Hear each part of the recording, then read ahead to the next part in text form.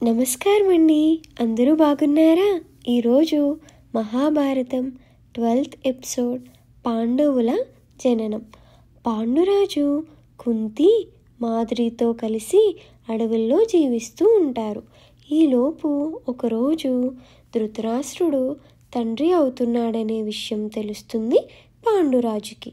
అప్పుడు పాండురాజు చాలా బాధపడతాడు. తాను ఎప్పటికీ తండ్రి కాలేననే విషయం పాండురాజుని చాలా బాధపెడుతుంది. అప్పుడే కుంతీదేవి తనకి ఉన్న వరం గురించి పాండురాజుకి చెప్తుంది. పాండురాజు చాలా ఆనందపడతాడు. తనకి పెద్ద కుమారుడు ధర్మాన్ని రక్షించేవాడు కావాలని చెప్తాడు. కుంతీదేవిని యమధర్మరాజుని స్మరించమని పాండురాజు కోరుతాడు.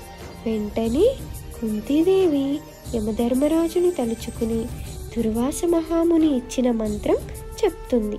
యమధర్మరాజు ప్రత్యక్షమై కుంతీదేవికి ధర్మరాజుని ప్రసాదంగా ఇస్తాడు.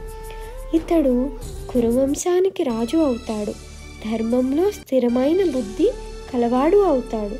ధైర్యం వలన యుధిష్ఠిరుడు అవుతాడు అని ఆకాశవాణి పలికింది. 1 సంవత్సరం తర్వాత పాండురాజు కుంతితో వాయుదేవుణ్ణి స్మరించమని చెప్తాడు.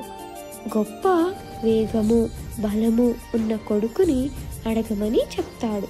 వెంటనే వాయుదేవుణ్ణి స్మరించి మంత్రం చెప్తుంది కుంతీదేవి.